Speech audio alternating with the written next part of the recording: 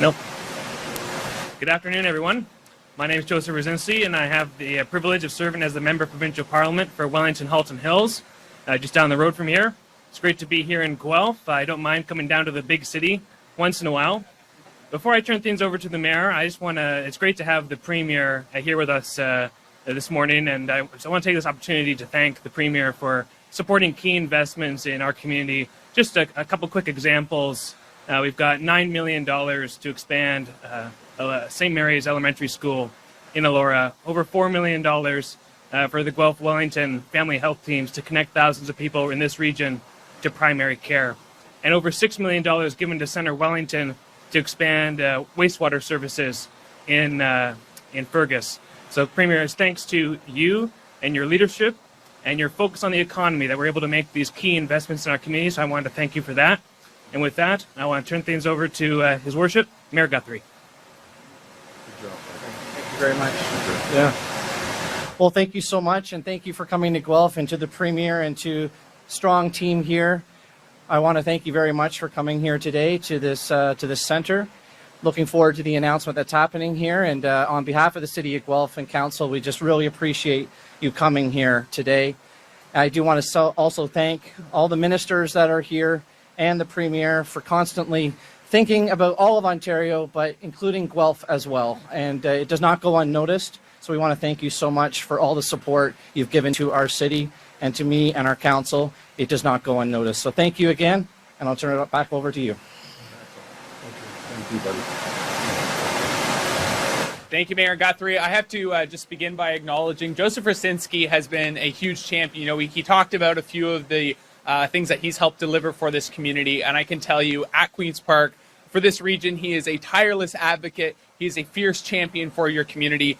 And Joseph, I just want to acknowledge your leadership here in this community. You've been a tremendous, tremendous champion, and it's noted and appreciated. Good morning, everyone. It's a privilege to be able to be here, and I want to acknowledge, of course, Premier Ford, my colleagues, Minister Fedeli, Minister Crawford, MPP Brzezinski. We're here today with some very, very exciting news, and you're going to hear about how Ontario has built and developed a world-class AI jurisdiction. With more than 1,600 AI-related companies, a tech workforce of almost 450,000, and over 1,100 AI-related master's graduates annually. And I've had the opportunity to meet with our amazing workforce from across this province, whether it's Pure Colo in Ottawa, Ascent in Cambridge, Digital Innovation Lab in Kitchener, or Equinix in Brampton. We've seen firsthand how committed these folks are to benefiting the local communities that they operate in, and that's what we're committed to. We know that digital infrastructure growth can provide unique opportunities for our great province, but we do need to be thoughtful and strategic in how we embrace this growth to support jobs and to support families. Now, the projects that we will be choosing need to bring meaningful investment and direct benefits to communities in Ontario. We need to also be well equipped to deliver the power that they require and protect ratepayers. It's why Minister Lecce introduced Ontario's first ever integrated energy plan, the Energy for Generations. It was a roadmap that the Premier committed to building out the strongest energy system in the G7, making Ontario an energy superpower that can attract, retain world-class investments and support good-paying jobs. But we know that digital infrastructure facilities like this one consume large amounts of electricity. We are focused on protecting Ontario's ratepayers by ensuring that data centers will be responsible for 100% of their electricity system costs. And we're prioritizing the energy needs of data centers that will support the Canadian economy, protect our data sovereignty, and also create good-paying jobs for the people of our great province. Ontario has huge potential in so many areas, and also in becoming a global leader in digital innovation. Premier Ford has led the charge on ensuring that we have the strongest, most competitive economy in the G7, and we are also going to continue to create the jobs of the future. Now, to speak more about the importance of our data sovereignty and the work that we're laying out, I'd like to invite the Minister of Public and Business Service Delivery and Procurement, Stephen Crawford, to the podium.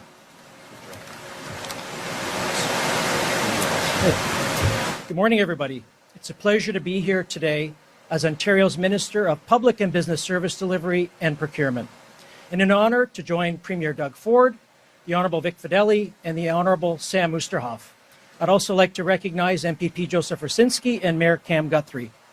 Today marks an important step in strengthening Ontario's position as a leader in emerging technologies and artificial intelligence. We need to establish a clear framework for attracting digital infrastructure investments while ensuring they align with the province's economic and community priorities.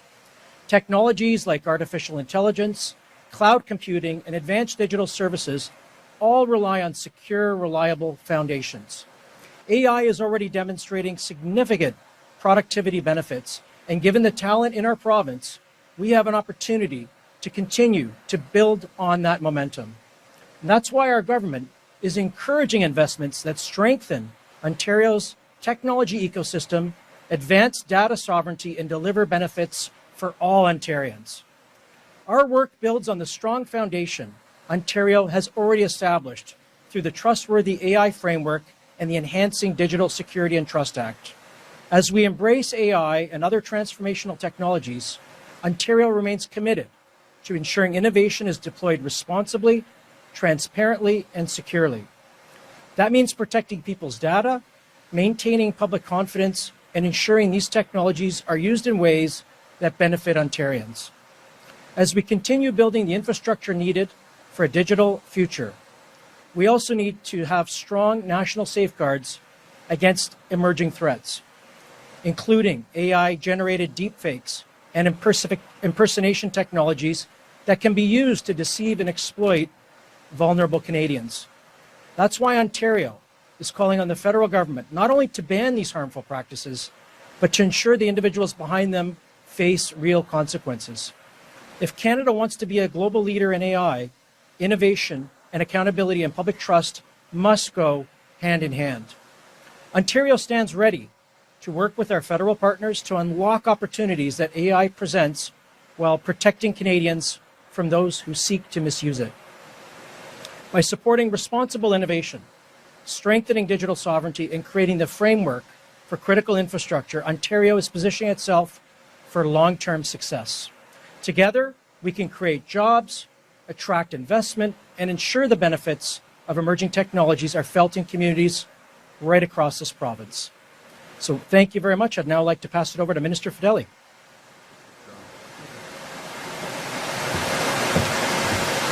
Thank you very much, Minister Crawford, colleagues, Premier. Good morning, everybody. It's great to be here in Guelph. As the global economy continues to shift, our government has recognized the urgency with which new opportunities and challenges need to be met, and we continue to take bold action to ensure Ontario remains competitive. For decades, data centers have served as the quiet digital backbone of our everyday life. Whether you've stored photos of family gatherings and memories to the cloud, sent an email, saved a document to your online drive, or accessed your medical records, made financial transactions, digital infrastructure is what's made all of that possible. The rapid global expansion of AI, machine learning, and cloud computing in recent years has increased our need for compute requirements and new digital infrastructure. So with this, Ontario has seen an increase in data center proposals. Managed responsibly, data centers present a significant opportunity for capital investment, economic growth, stronger sovereign digital infrastructure, and data governance for Ontario. However, not every data center proposal will deliver the same value to Ontario. We've heard the concerns raised by municipalities and stakeholders around data centers. We've also seen the shortcomings of how other jurisdictions have approached data centers in their communities, which is why our government intends to navigate the expansion of digital infrastructure in Ontario in a way that not only accelerates economic growth, but prioritizes our province's interests. A clear strategic framework that guides data infrastructure investments is vital to ensuring that Ontario's businesses, workers, and communities' data stay protected and our economy remains secure. And through it all, we will ensure that Ontario's voices are heard. Ontario has everything it takes to be a leader in embracing digital infrastructure expansion. We're here to meet the moment, and with a defined framework, we will be even better positioned to leverage new community investments and create an end-to-end modern innovation economy. To bring up Premier Ford, I would say that all of the interest that we have in Ontario in locating their data centers here in Ontario comes from the fact that on day one, Premier Ford hung out a shingle that said open for business. That's why all of these companies around the world, around the country, and around the province are looking here to Ontario because of the climate that's been created. Premier Doug Ford.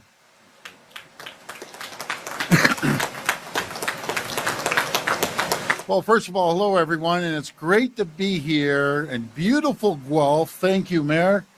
I'll tell you, it's always booming in Guelph because your true leadership.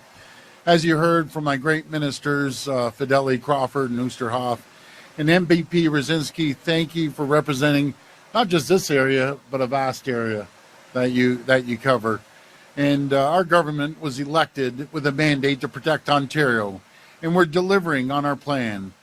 Well, we may not know and can be able to control President Trump. I don't know who can control that guy. He drives me crazy. But we're controlling the decisions and make what we make right here in Ontario by building the most competitive, resilient, and self-reliant economy in the entire G7.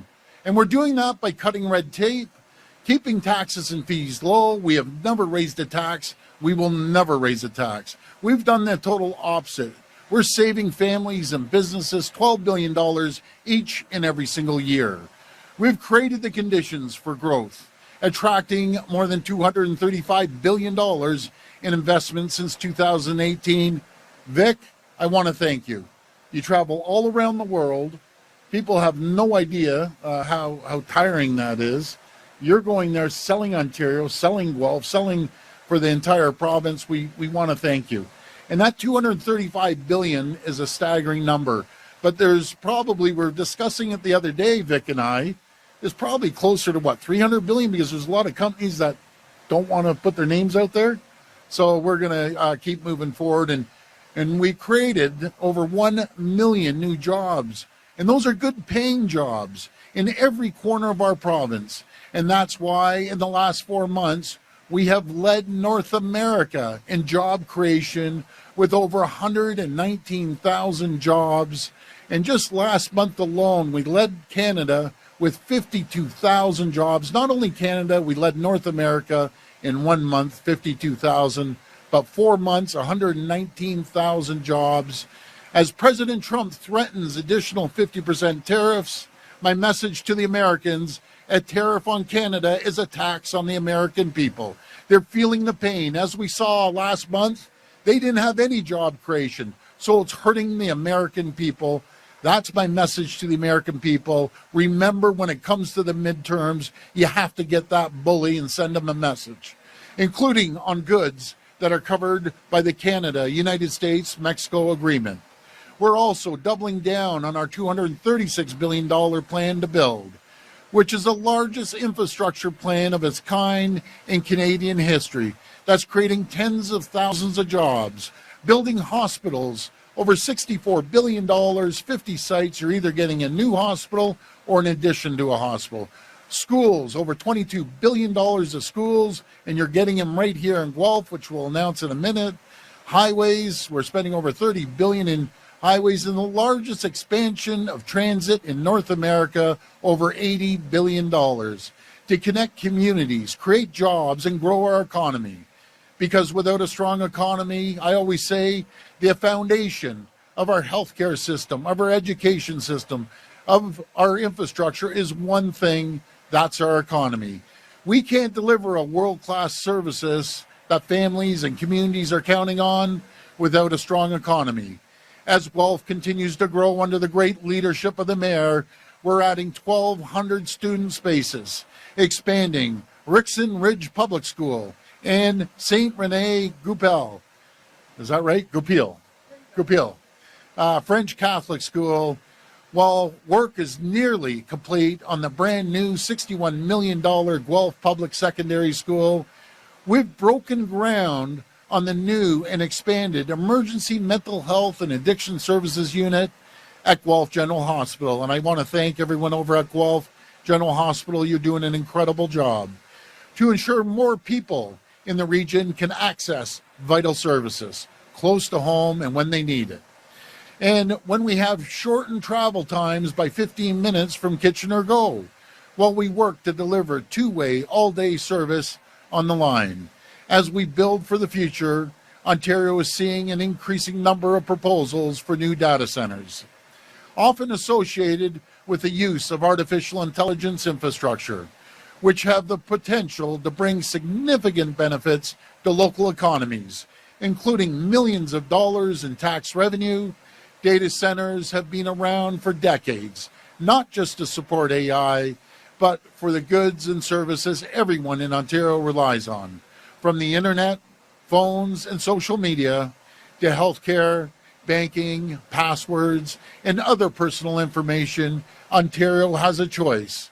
We can build the economy of the future and ensure Canadians' data remains in Canada and out of President Trump's hands, or we can get left behind and risk Canadians' data being sent down to the U.S., where only President Trump, God knows what he will do with it. I don't trust that guy as far as I can throw him. That's why today I'm announcing Ontario is launching the framework for our data center playbook to help the province attract the best data center investments that drive economic growth, while ensuring Canadians' data remains right here in Canada. I keep emphasizing that, folks. We want to have sovereign data. We don't want to rely on President Trump getting his paws all over it. We want to focus on our data and make sure we have a sovereign system. And we deliver significant and meaningful benefits to local communities. Our framework will ensure data centers cover the full cost of their electricity usage, encouraging projects to build their own power generation, and establishing a separate rate class for large new data centers that is higher than the existing industrial rate programs for major electricity users. So no costs are passed on to the hardworking Ontario families. Ontario will not offer financial incentives to attract investments. Instead, we will rely on our natural competitive advantage, including our clean and reliable electricity system, available land, cool climate, and world-class workforce. We will only advance projects that strengthen Ontario and Canada's control over sensitive data. Folks, in this building here, anyone who lives in Ontario that has a driver's license, that has a health card, that's ever faced the judicial system, it's all stored right here to safeguard people's information and keep it out of the hands of President Trump. We will only advance projects that bring real benefits and significant investment in local infrastructure and host communities, including investments in community centers, parks, roads, broadband, infrastructure, home weatherization upgrades, apprenticeship programs, and other projects that commit to job creation and long-term economic growth. And with more modern technology available today than there was decades ago, our government will only advance projects that meet Ontario's strict environmental standards around water consumption and noise, prioritizing builds with closed-loop systems that use virtually no water during operations. By 2035, artificial intelligence adoption is expected to generate $122 billion in GDP for Ontario, creating more than 17,000 new jobs every year, and boosting productivity in everything from tech to life sciences and finance through our new data center playbook. Our government is choosing to build the economy of the future, to generate billions in economic growth, increase tax revenues, and create thousands of new jobs while ensuring data centers operate by the right rules, cover the full cost of their energy usage, and invest historic amounts in our communities. I want to thank you, and may God bless the people of Ontario. Thank you. Nana and Mike, thank you for your service here. Two super bright people. So thank you for keeping our data safe here. We will now begin to take questions from the media. Media present may line up behind me at the microphone. As a friendly reminder, the format is one question and one follow-up. Please state your name and your outlet before your question. First question. Hi, I'm Lauren Kivenhoven from CBC Kitchener.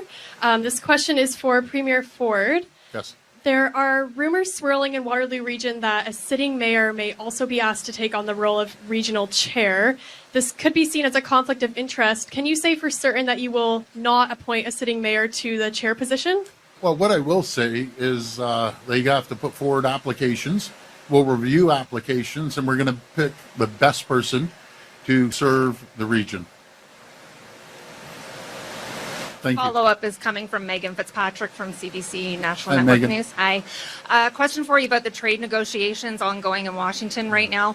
You've said before you wouldn't put U.S. alcohol back on LCBO shelves until there are no tariffs on Ontario products. But it appears as though what's being negotiated now is perhaps being put on the table, U.S. products going back on the shelves in exchange for lower tariffs, not no tariffs.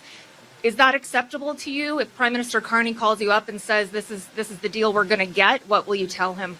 Well, first, I don't want to assume what's going on. I did have a good conversation, a long conversation with Dominic LeBlanc. I want to thank him for his service down in the U.S. He's been basically every single day they're sitting down negotiating the deal. But I've been very clear. We want a fair deal for Ontario. We want a fair deal for Canadians. And we negotiate through strength, not weakness. And we have to make sure that before anything happens, we protect our auto sector, our steel sector, our agricultural sector, our forestry sector, and our friends in the aluminum sector in Quebec. We need to protect the manufacturing sector before we put any booze on the shelves whatsoever. But we're going to work closely with the federal government. We are the engine of Canada. We're going to continue driving the economy, creating more jobs as we did 52,000 jobs. And I love the fact that we only create the condition, folks.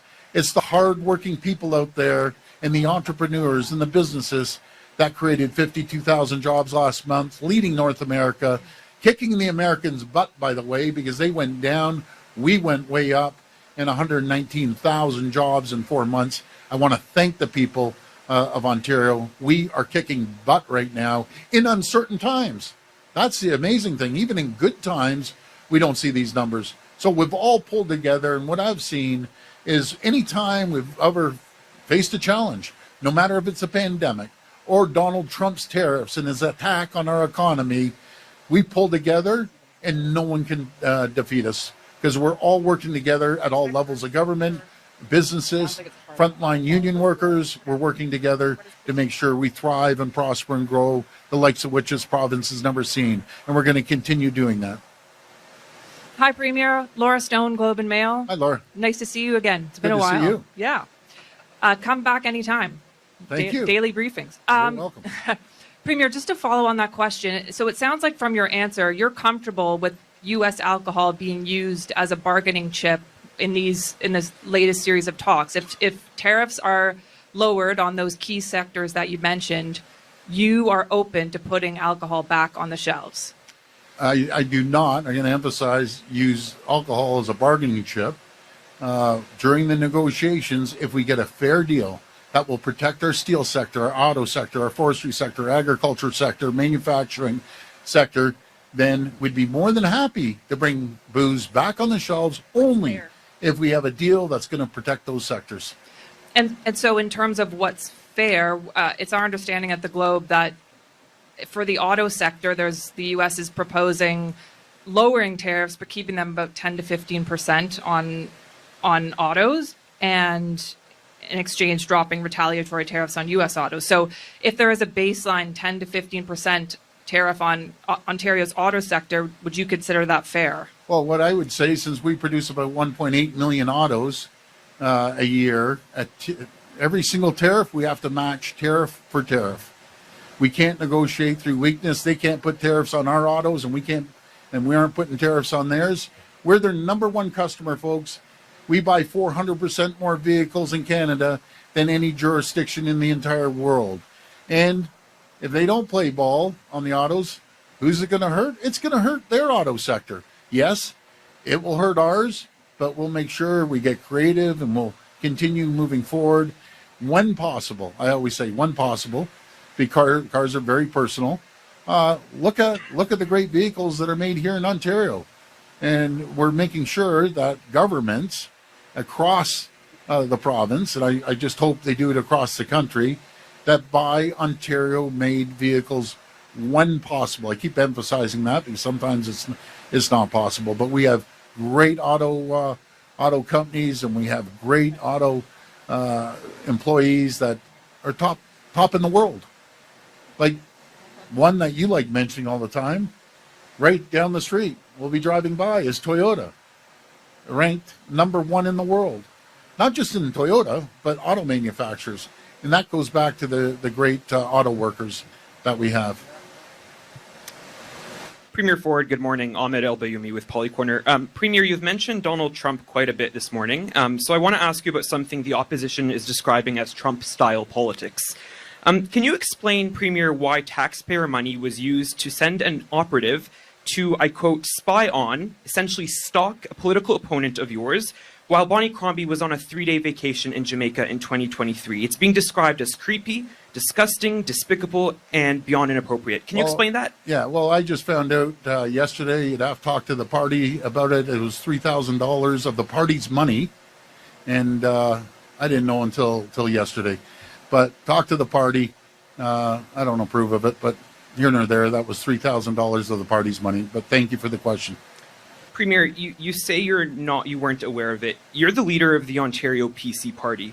If you didn't know that your political operation was sending someone overseas to spy on a political opponent, who's running the show? And does I don't know absolve you of responsibility for something that your own staff did? Those who work for you. I don't watch every single dollar when I'm in the middle of a campaign, the largest in the country. I rely on our team to make sure that they spend it appropriately. And as I said, I found out, I think it was yesterday they came up and told me, but you can talk to the party. It was $3,000 of the party's money. I want to emphasize that was the party's money. Do I agree? No. But next question. Premier, Steve Cornwell from the Trillium. Just to point out that there's a taxpayer subsidy that goes to political donations, so there is a portion of that is taxpayer money. And I just wanted to flag on one piece for you. The opposition party is saying that opposition parties are saying this is very much over the line. And you're a politician through your career that's always been very protective of privacy. Do you feel like this was over the line? Is this? Do you agree with them? You know something? You'd have to talk to the party. I wouldn't do it, but again, things happen.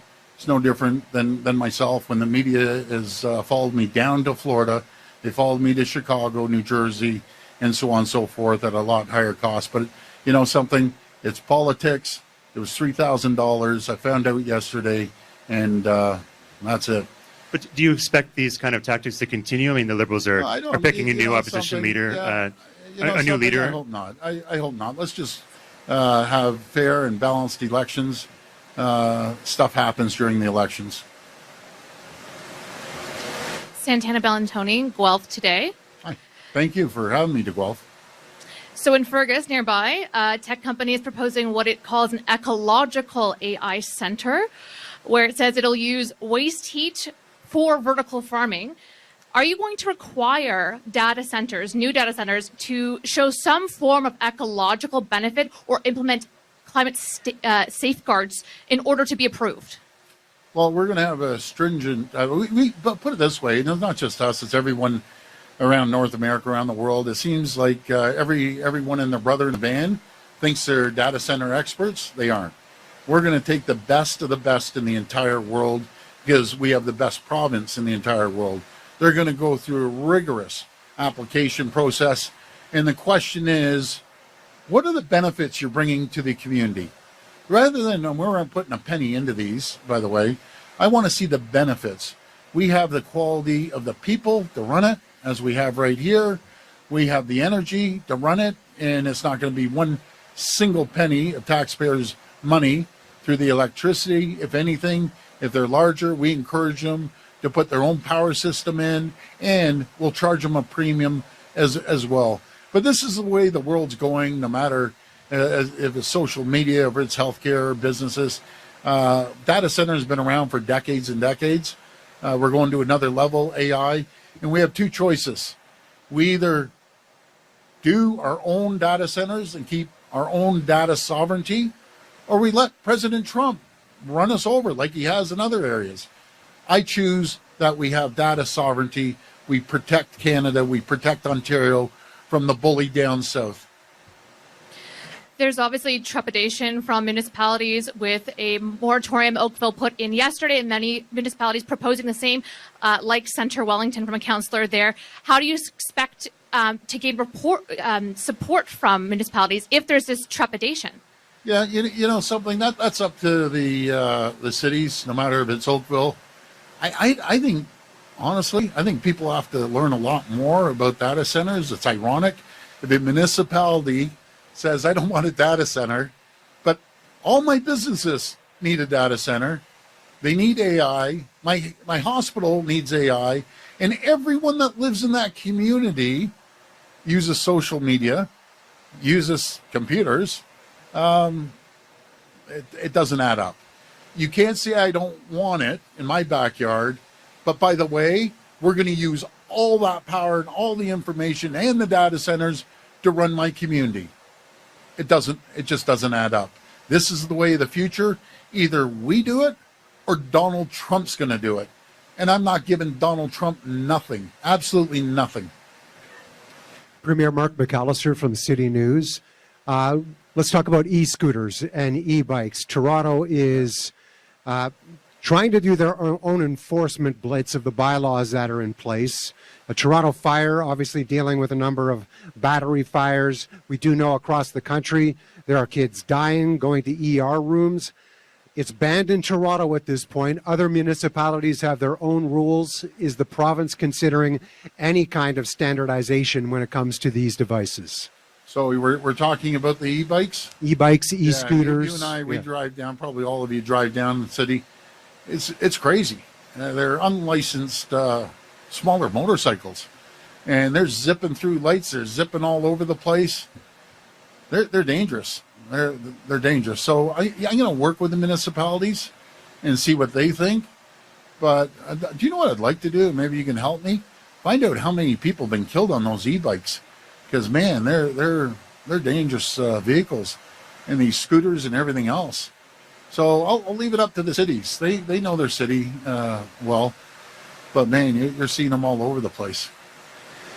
That said, there are municipalities across the country. If you wanted a number, 10 children across the country have died as a result of accidents like this. So leaving it to municipalities to make up their own rules. Why do that when you could potentially put something in place as a province?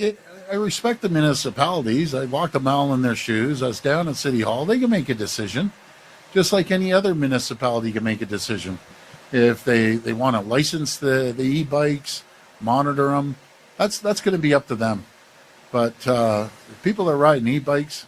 I get it.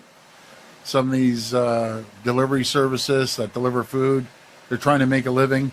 But guys, you gotta chill out a little bit. You're going like a bat out of you know what down the roads. And I see them. They look around. Well, you guys see them too.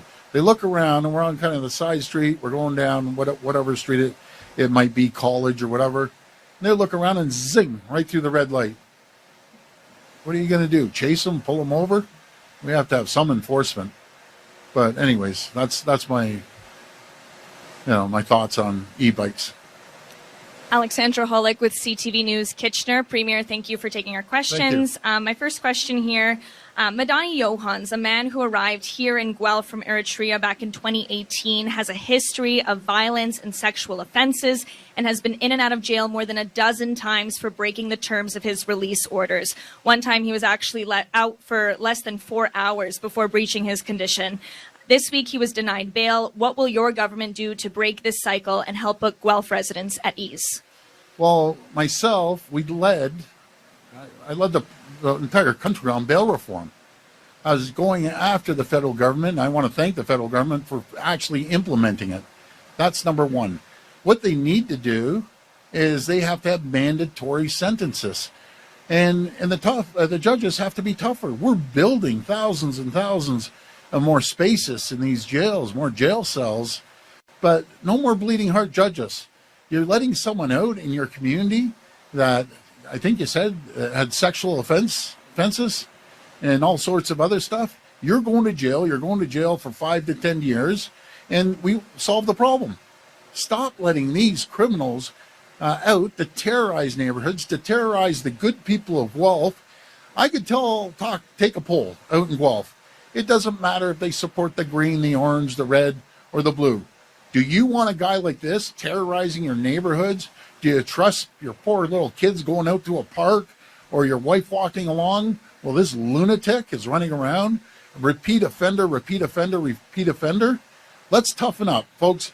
People get confused. The criminal code is controlled by the federal government. We need to throw these criminals in jail and keep our communities safe. And then we need judges. And by the way, I don't want to paint a broad brush. We have phenomenal judges, great judges. But there's some bleeding heart, liberal bleeding heart judges. Oh, John comes in again. Not for the first time, not the second, not the third, not the fourth, fifth time. Well, you know, John, you go out and terrorize that neighborhood and cause more sexual offenses. Disgusting. You shouldn't be sitting on the bench. You should resign. I'd like to see it happens in your neighborhood. But there's still incredible judges. I don't want to paint it with a broad brush. But as you can tell, it drives me absolutely crazy. We need to protect our communities from these criminals and these break-and-enters and these car thefts. They're terrorizing neighborhoods. They're terrorizing our neighborhood right down the street where I live. Like, you have community groups getting together, hiring their own security, because these people are going in, checking their doors. They have them on video cameras. I'd like to throw all of them in jail, get them off the streets, because it's a small percentage of the population. They're all a bunch of cowardly little punks. Can't stand them. But thank you for getting me going. I was really focused on data centers today. I'll tell you, everyone feels the same way. I'm the only guy saying it. And you talk to moms at home that are worried about leaving their kids at home. I don't blame them. But I'm doing everything I can to throw the book at these criminals. Thank you. We also have the case of Guelph Police Constable Corey MacArthur, who pleaded guilty to assaulting a teen handcuffed to a hospital bed for his own safety. Because of MacArthur's appeals to the case, he's been on unpaid leave for 10 years, and he's now appealed again with no end date in sight. Should the taxpayers be on the hook for his 6-figure salary? Well, I'll leave that up to the police to work out, or the courts, or whoever's working it out. I can tell you 99.9%. We have great police. I love our police. I'll support our police and always have their backs. There's always a bad apple within any group. I don't know the case, so I don't want to comment, but that will be up to the police. And actually, I'm heading over to visit the police headquarters in Guelph. I just want to go in and thank them. Mayor, you coming over with me? Yeah, they're absolute champions over there. And by the way, the chief is an absolute champ. He's the champ of all champs. The technology he's using is second to none. Working with our great mayor again. Mayor, why are you leaving? Yeah. One of the great mayors. Well, that's all right. I think he's becoming a football coach or something, are you? Yeah. Okay. No, he's a phenomenal mayor. I hope the people of Guelph elect as good a mayor as the mayor we have today. Good morning, Premier. Jordan Snowman with the Wellington Advertiser. About a half hour north in Fergus, there's an old brownfield site that's being eyed for a data center. Some residents are quite opposed to that. Yeah. They're concerned about water use mostly, resource impact, as well as environmental impacts. What do you say to people who don't want data centers in their communities? Well, they're misinformed. And I saw a couple friends here shaking their head. They're misinformed. They have a closed circuit system that it actually uses less water than a crop, or a lot of places. And I'm no expert, but I have experts here. Who wants to take a shot at this one? Stephen, Michael, any of you guys? And maybe, Mike, when you have a minute, can you come up and say what we operate here? Come on, buddy. Thank you, Premier. The whole idea of the playbook is to give the guidance to all of the communities, to all of the businesses, what we expect to do. First of all, we expect them to pay for everything. No incentives from the government, but they're going to be paying for their own facilities, for their own power, either bringing their own power, but paying for their own power. With respect to water, in older communities, older data centers, there was a time when water was an issue. Today, there are many data centers that don't use any water. One of the statistics that's well discussed is golf courses in the United States. Every single golf course in the U.S. put together uses 500 billion gallons of water a year. Every single data center in the U.S. uses 20 billion gallons of water a year. Our plan is to make certain that and give priority to the data centers that use a closed loop system. With respect to other environmental issues, we have some of the best restrictions in the country. These companies will come to Ontario under all of our existing environmental restrictions, including noise and other. So the whole idea is to get the best value for the people of Ontario, make sure that we do no harm to the people of Ontario, make sure that they're investing in communities, whether it's in parks or community centers. So it's to negotiate the best deal. The purpose today is to announce the fact that we have a playbook in place now. Yeah, I would just add to that we are so blessed to be in the province of Ontario. I mean, we have a great climate, we have lots of land, and we have an incredible tech talent pool. We have over 450,000 tech workers in this province.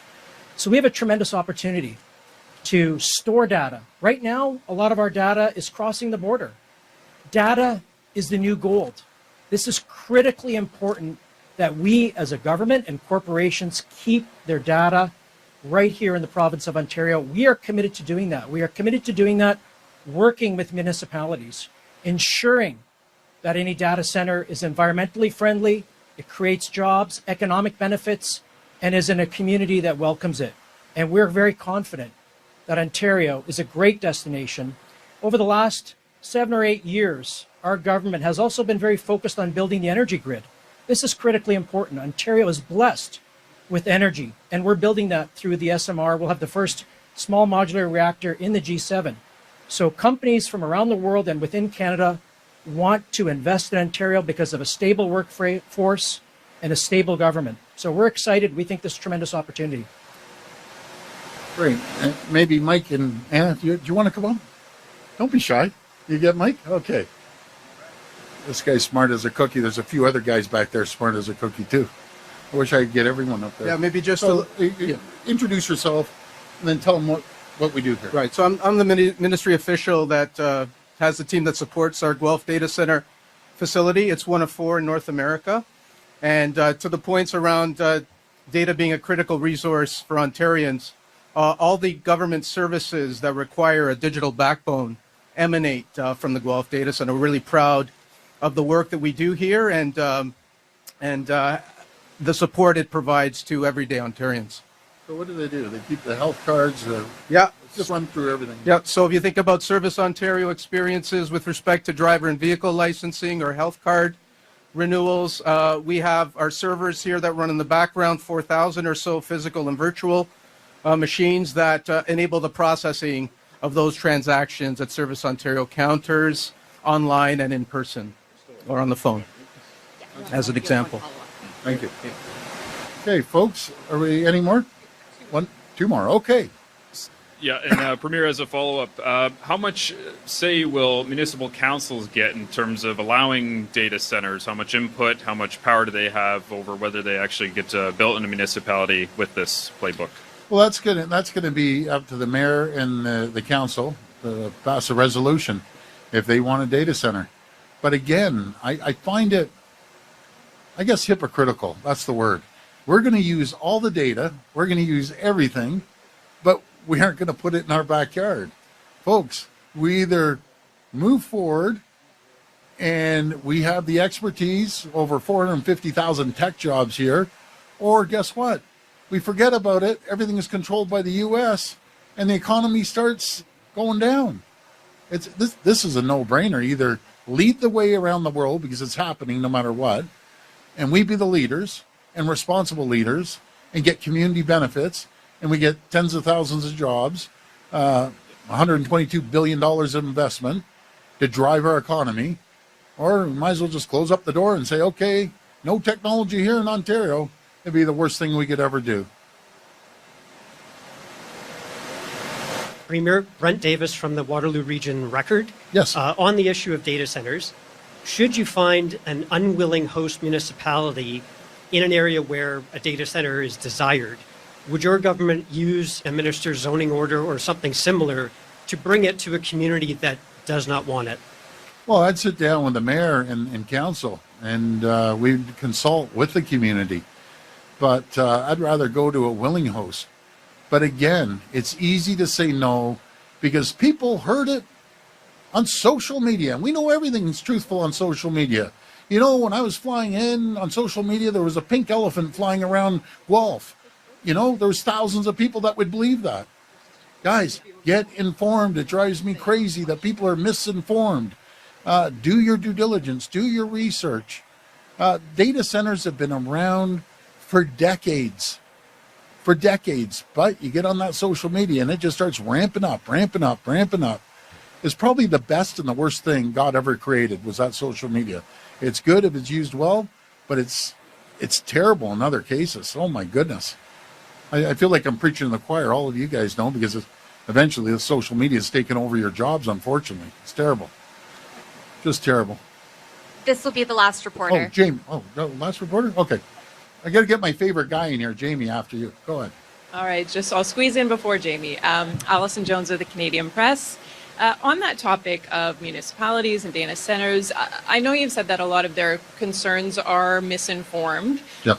Your government has given municipalities essentially a veto power over wind farms in their communities. Yeah. Would you do that for data centers? And if not, what is the difference? Well, I don't want to put in a data center where there's not a willing host, right? I just wouldn't want to do that. So let's sit down. We'll talk about about that with the municipalities. We have AMO coming up, which all the municipalities are going to be there, and the mayor's going to be there as well. But it's a conversation we're going to have. If someone said, okay, you aren't having a data center, but you aren't getting any data, you aren't using your social media, people would flip in about 3 seconds. So you can't have NIMBYism. I'm going to use all the benefits of data centers, which are not bad. They've come so far. They're not bad whatsoever. They're actually good, really good. But we want all the benefits, but we don't want anything to do with it. I don't know. It doesn't make sense. It's the way of the future. It's going to drive the world economy. There's trillions and trillions of dollars around the world being invested in. I always like being a leader. I like being first place, Ontario, which we are. And we're going to drive forward with the technology and very strict environmental standards. But if any data center thinks they're coming into Ontario and getting a freebie, not happening. Go down south, go somewhere else. You're going to come, and we're only going to pick a few of you. You tell me all the great benefits you're going to give to the community. Are you building a recreation center? Are you supporting other areas that the community needs?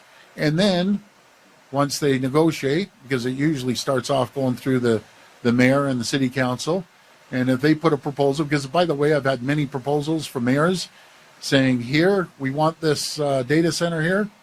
Well, let's see the benefits. There's no way they're getting off scot-free, I'll tell you that. We're gonna charge them a pretty penny. And on a completely different topic, Billy Bishop and Alto, we understand that you and the Prime Minister had a deal supporting like for like. We've seen seemingly a change in position from the Prime Minister on Billy Bishop. What is your current position on the Alto high-speed rail project? Well, what we're going to do is we're going to continue extending the runway, number one, for safety. I can't see anyone who would be against progress lower fees, more convenient travel. But I would recommend this. You know, as we move forward, I truly believe we're going to convert that airport. Let the people decide. Let the market decide. If people don't like it, they aren't going to have planes there. But guess what? Every single person knows that airport will be a phenomenal success. Just like the same group many years ago under David Miller, Mayor David Miller, didn't want anything. They wanted to actually turn an economic area, it's beautiful for the economy, into a park. That's what some of these councillors want to do. Leave it in a park. Let's put the over 2 million people that fly out of that airport, let's shove them up to Pearson to make it more jammed. Let's get there 3 or 4 hours ahead of time to catch a flight. Instead of a real asset, build an airport downtown and allow people to have the convenience and a lower cost and thousands of jobs. And guess what, folks? Not $1 of taxpayers' money. You go anywhere else in the world, they'd say, you got to be kidding. We have a company that's willing to put $5 billion into it. No taxpayers' money, hire thousands of jobs and convenience and lower costs. I will guarantee you the market would dictate. It would be a massive success. And that's the people that don't want the airport. They're terrified of that because they don't want the people to succeed. There's certain people out there that don't want any progress. They don't want more jobs. They don't want an expansion of the airport. God forbid we get people from point A to point B on Highway 413 or the Bradford bypass. God help us if we build, the largest transit system in North America. It's these same people that are no. Well, we know what happened. For 15 years, the NDP and Liberal destroyed our province.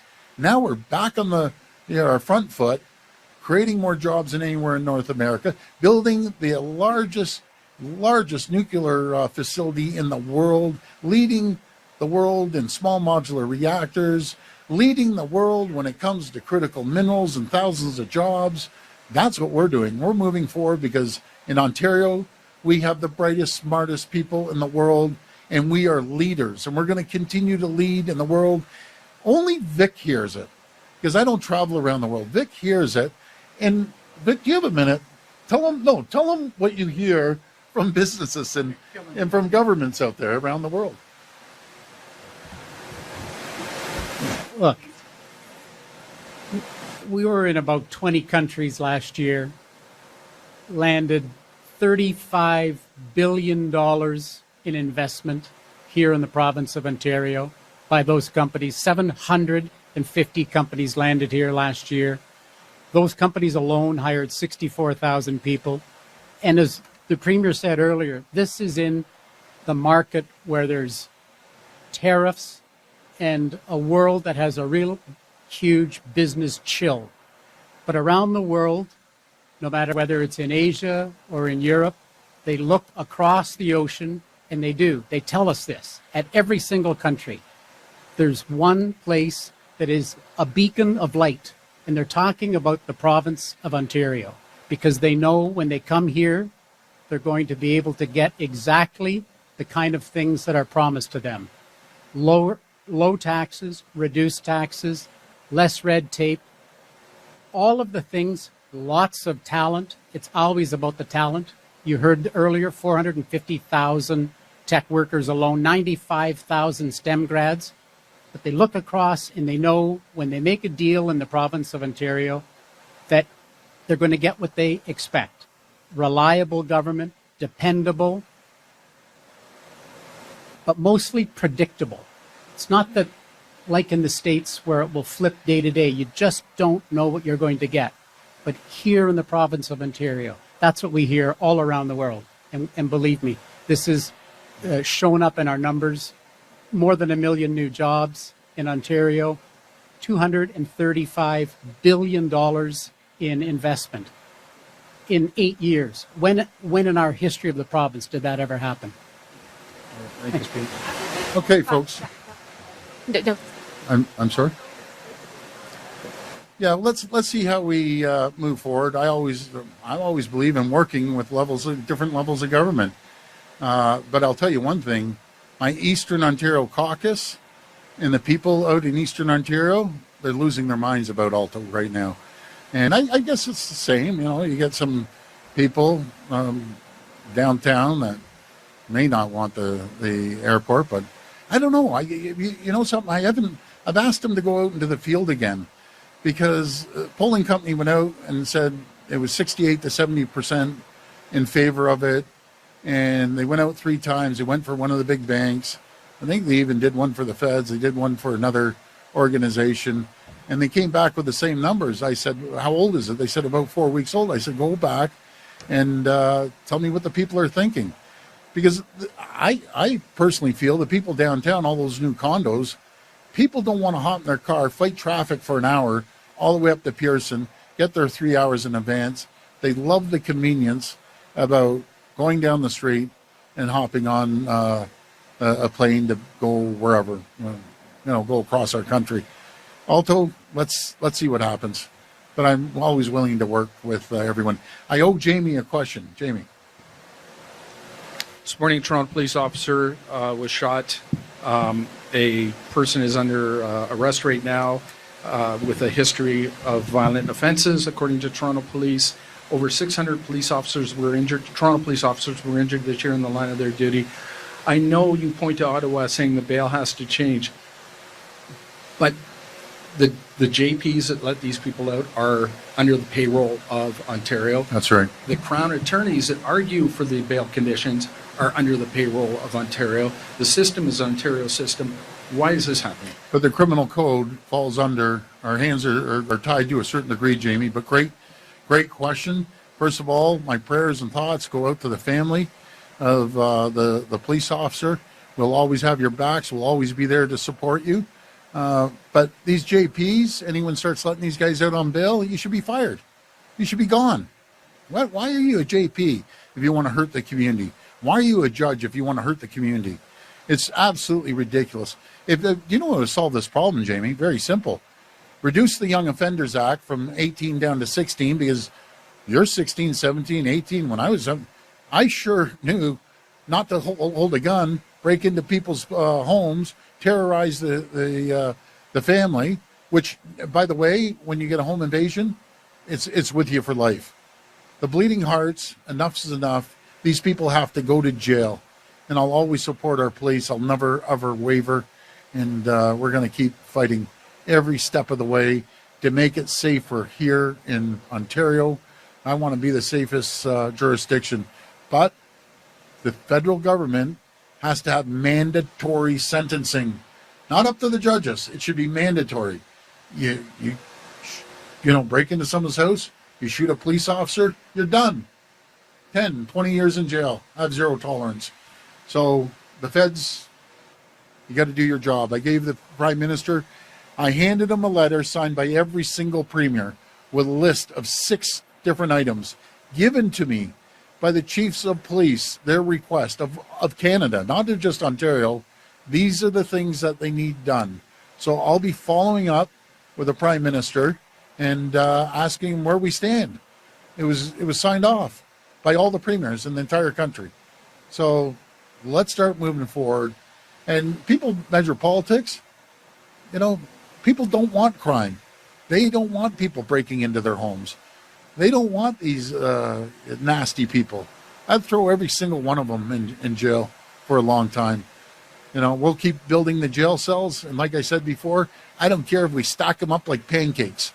We're going to put them in jail. And we're going to keep them there for a long time. You're going to think twice about breaking law and terrorizing neighborhoods and going after families. But thank you.